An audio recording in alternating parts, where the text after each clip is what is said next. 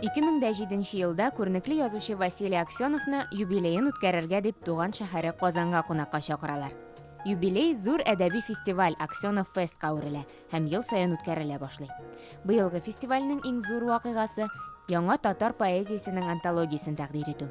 22 татар авторының шигырьләре рус теленә тәрҗемә ителеп, 2 телле җыентык булып дөнья күрде. Яшь татар шагыйрьләре антологиясы 2 телдә басылып чыгу ул бик зур вакыйга. Безнең талантларыбыз бар, аларны дөньяга чыгарга кирәк, үстерергә кирәк.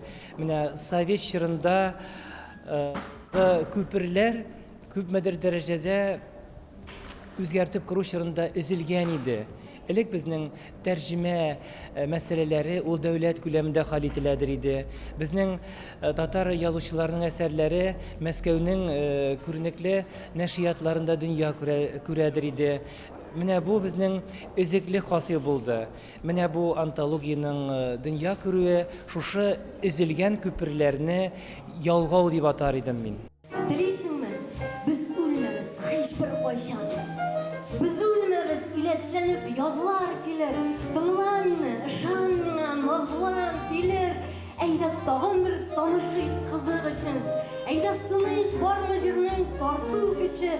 Мы можем даже имена шутя сменить и станем вдумчивых людей с тобой дразнить. Или придумаем язык, какого нет, чтоб речь людей переходить на красный свет. Тәнкыйтьче Октябрь журналының баш мөхәррире Ирина Барметова фикеренчә, антология татар поэзиясен дөньяга таныту эшендә зур адым. Моңарчы без татар шигыренең музыкасын гына тыңлый алсак, хәзер мәгънәсенә төшенә алабыз ди ул. Больше говорится о природе, чем в русских стихах. Табигать турындагы шигырьләр татар поэзиясендә күбрәк. Татар шагыйре җиргә якынрак ул. Милли горурлык, гаделлеккә омтылу көчле. Мәхәббәт татар шигырьләрендә шәрыкча, матур итеп күпертелеп сурәтләнә. Тыңларга бик кызыклы. Шунысы үзенчәлекле. Шигырьләрне рус теленә тәрҗемәче түгел, авторның юлга юл тәрҗемәсе буенча шагыйрьләр күчерә. Татар һәм рус теленең поэтикасы кушыла.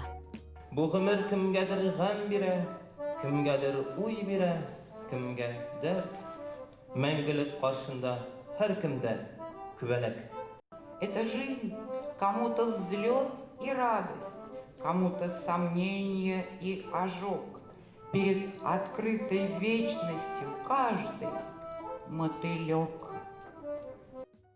Во время перевода поэт перевоплощается. То есть переводчик — это как бы актер. Ему нужно сыграть другого поэта. Вот я поэт, который пишет на русском языке, и я сыграла поэта, который написал эти стихи по-татарски. Я сама выбрала этого автора. Он мне очень понравился. Мы, наверное, в чем-то совпали с ним по ощущению мира. У него взгляд очень тонкий, очень чуткий и очень образный. Мне это очень близко. Кайбер кешеләрне төрле кешеләр тәрҗемә иткән, мин нәкъ менә Ирина Ермакова гына тәрҗемә итте. Һәм дөресен әйтим, күңелемә бик ошады. Миңа гына түгел, хәтта хатыным урыс теле укытучысы минем. Ул да бик яратты.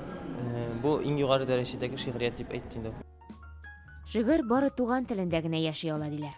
Тәрҗемә шигырь авторның үзенә ошамаска да мөмкин. Бу табигый хәл.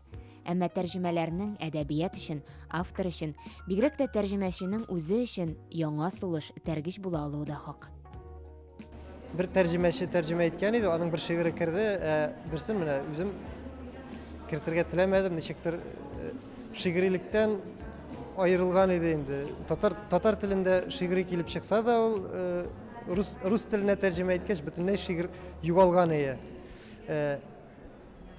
Иван Волковның тәрҗемәләре гәрчә тулысы белән минем шигырьне ачып салмаса да, рухны саклап калып, шундый шигырьнең рухын саклап калып эшләнелгән һәм шактый уңышлы тәрҗемәләр дип саныйм. Мин бу тәрҗемә эшләре вакытында үзем дә тәрҗемә итеп карадым, юри гына килеп чыгар микән дип. Миңа калса Иван Волков кадәр булдырмасам да, берникадәр үзем дә ярыйсы гына кызыклы тәрҗемә эшләп карадым кебек кайбер шигырьләрне.